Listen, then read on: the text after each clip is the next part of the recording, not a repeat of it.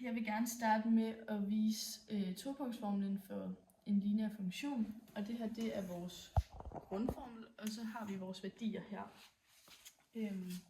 Og så siger vi, y1 er lige med a gange x1 plus b, og y2, som er lige med a gange x2 plus b. Og de her to, de trækkes fra hinanden, så det bliver til y2 minus y1, som er lige med ax2 plus b minus parentes ax1 plus b. Og så vil vi gerne ophæve den her parentes, så det bliver til y2 minus y1, som er lige med ax2 plus b minus ax1 minus b. Og det ændrer fortegn, fordi at det er en minusparentes. Og b går ud med b, så derfor streger vi b'ene over. Så bliver det til y2 minus y1, som er lige med ax1.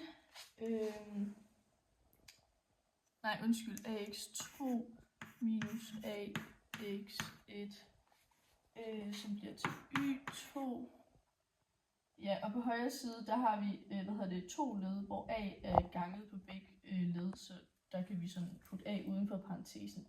Så her, der bliver det så til y2 minus y1, som er lige med a, parentes x2 minus x1. Og til sidst, så bliver det y2, streg der x1, minus y1 og der x2 minus x1, som er lige med a. Nu vil jeg gerne vise topunktsformlen for eksponentiel funktion, og det er vores grundformel, som er y lige med a gange x i x, b gange a i x'ene, og det her, det er vores værdier-agtigt. Ja. Så vi starter med at sige, y1 er lige med b gange a i x1, og y2 er lige med b gange a i x2.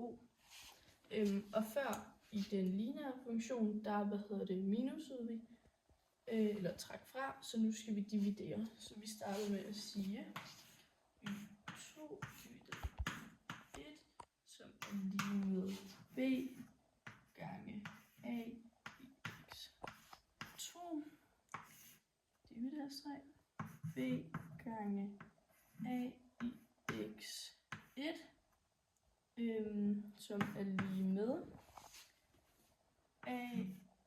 ax2 divideret i ax1, og b og b går ud i hinanden, så dem streger vi over. Så bliver det til y2 divideret i y1, som er lige med ax2 minus x1.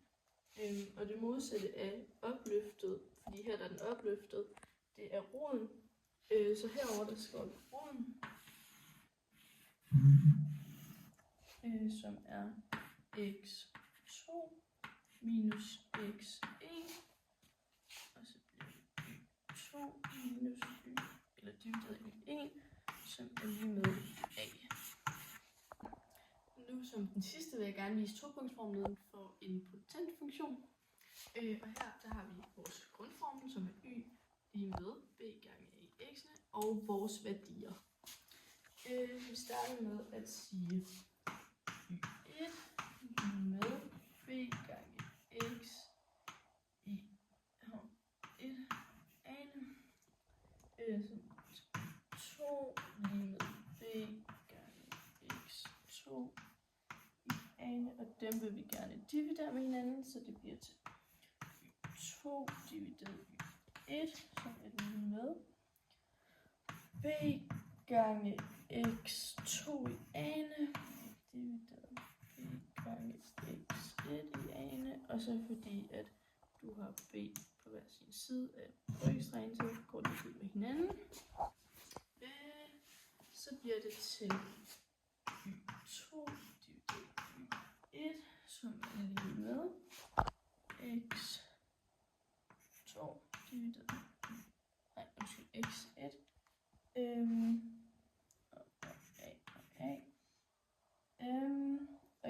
Og det her, så nu skal vi til at bruge vores roteringsregel,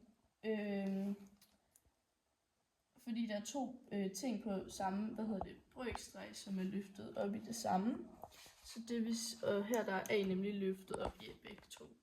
Så det bliver til y2 divideret y1, som er lige med, parentes, x i anden, divideret med x i første og i ene. Og nu skal vi til at bruge vores logaritme, så vi siger log y2 divideret y1, som er lige med a gange log y, parentes, x2 divideret x1, slut parentes. Og dem vil vi gerne dividere med hinanden, så vi siger log y2 divideret y1, parentes, divideret med log, parentes, x2 divideret med x1,